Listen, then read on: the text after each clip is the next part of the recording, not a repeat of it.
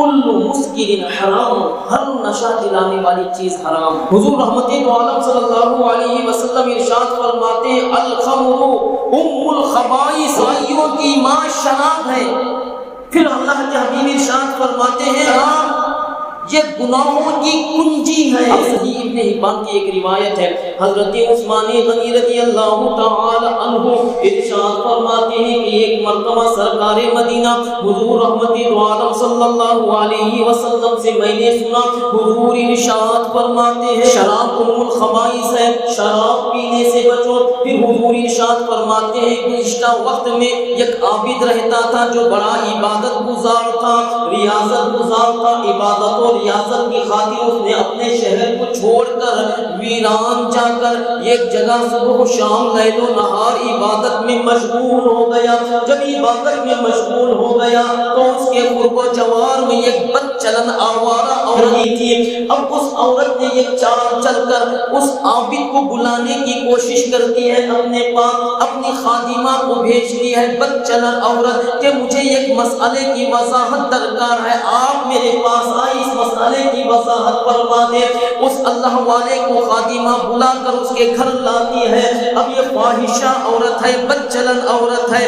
بد چلن عورت کے گھر میں جیسے ہی وہ اللہ والے داخل ہوتے ہیں، وہ عابد داخل ہوتے ہیں، خادمہ پیچھے سے دروازہ بند کر دیتی ہے۔ پھر آگے بڑھتے ہیں، دوسرا دروازے کے اندر داخل ہوئے، دروازہ خادمہ بند کر دیتی ہے۔ بد چلن عورت کے پاس پہنچتے ہیں، حسین جمیل بد چلن عورت بیٹھی ہے۔ اب وہ عورت کہتی ہے میں تمہیں اس لیے نہیں بلایا کہ کوئی مسئلے کی وضاحت ہے، بلکہ میں نے اس لیے تمہیں بلایا ہے کہ میرے ہاتھ میں شراب کا ایک جام ہے، جام میں شراب ہے، اور یہ ہاتھ میں میرے پاس ایک ننھا سا بچہ ہے، اور میں چاہتی ہوں کہ تم میرے ساتھ زنا کرو، یا شراب کو پی لو یا بچے کو قتل کر دو۔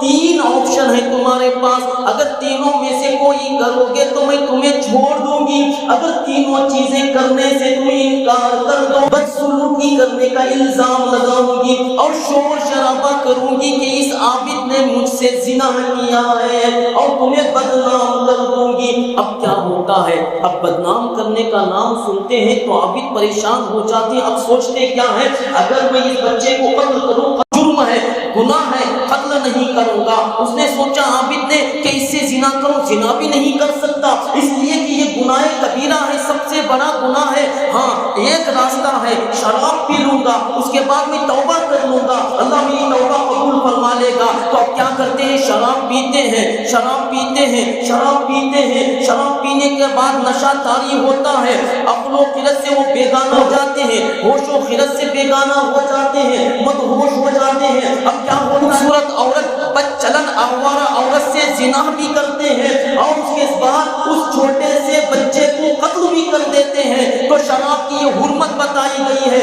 حضور فرماتے ہیں شراب ام الخبائث ہے، اس لیے کہ برائیوں کی ماں شراب ہے۔ حضور فرماتے ہیں تمام برائیوں کی کنجی، تمام گناہوں کی کنجی شراب ہے۔